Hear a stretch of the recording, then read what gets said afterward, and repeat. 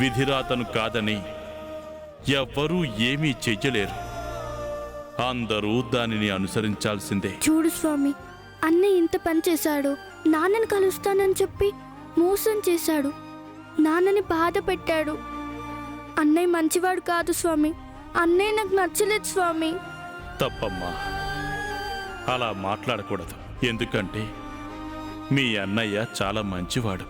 ఏంటి స్వామి నువ్వు చెప్పేది? అవునమ్మా, మీ అన్నయ్య నిజంగానే మంచివాడు. అలాంటి మీ అన్నయ్యను తిట్టావంటే మీ నాన్నను తిట్టినట్టే. ఎందుకంటే వాళ్ళిద్దరి రూపాలు మాత్రమే వేరు, కానీ మనస్సు ఒక్కటే, ప్రవర్తన ఒక్కటే, మాట ఒక్కటే, ప్రేమ ఒక్కటే. 2 రూపాలు కలిగిన ఒకే నడవడిక వాళ్ళిద్దరిది.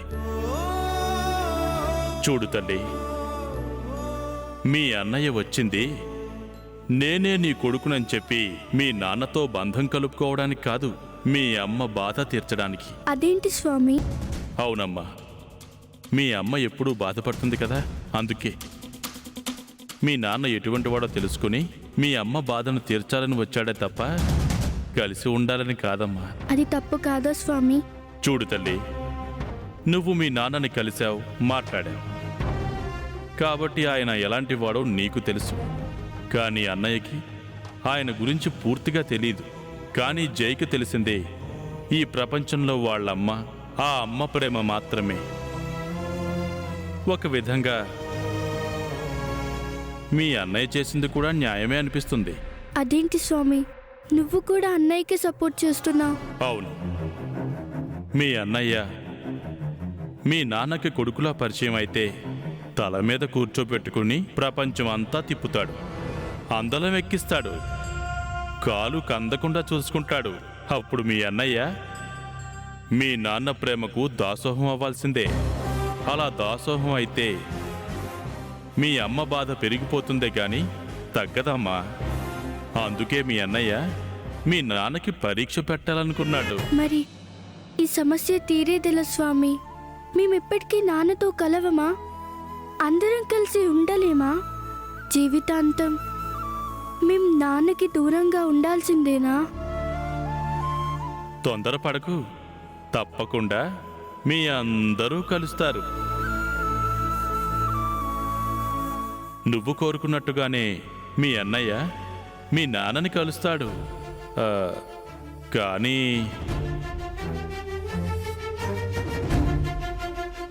ఏంటి స్వామి ఆలోచిస్తున్నారు? చెప్పండి. ఒక మంచి జరగాలంటే ఒక చెడు జరగక తప్పదమ్మా. ఈ జరిగే క్రమంలో ఒక చెడు ఎదురు కాబోతుంది, ఒక కీడు జరగబోతుంది.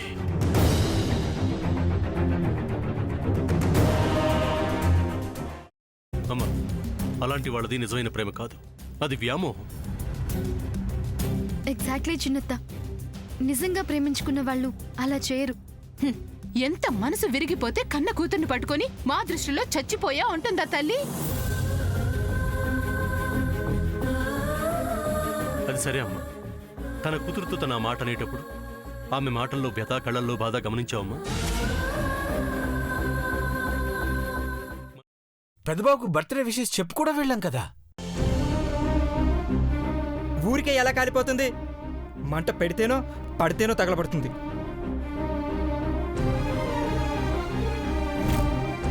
కరెక్ట్ చిన్నబాబు, నీకొచ్చినట్టే నాకు డౌట్ వచ్చింది. పార్వతే షర్టును తగలబెట్టిందనుకుంటా.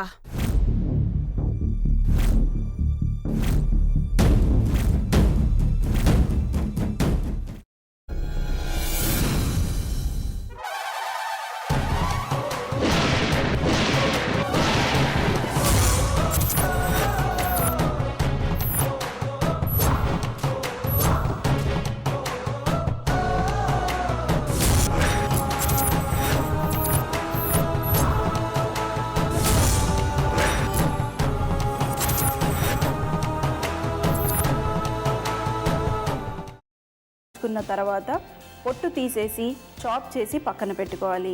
ఒక ప్యాన్లో కొద్దిగా నూనె వేడి చేసి అందులో ఆవాలు, మినప్పప్పు, శనగపప్పు, కరివేపాకు, సన్నగా తరిగి పెట్టుకున్న ఉల్లిపాయలు వేసుకుని 1 నిమిషం పాటు వేయించుకోవాలి. ఆ తర్వాత కాల్చి కట్ చేసి పెట్టుకున్న వంకాయని కూడా అందులో వేసుకుని బాగా మిక్స్ చేసి బౌల్లోకి ట్రాన్స్ఫర్ చేసుకుని అందులో తగినంత చిక్కటి పెరుగు లేదా పల్చటి పెరుగు వేసుకుని మిక్స్ చేసి అన్నంతో కానివ్వండి, చపాతీతో కానివ్వండి సర్వ్ చేసినా చాలా బాగుంటుంది.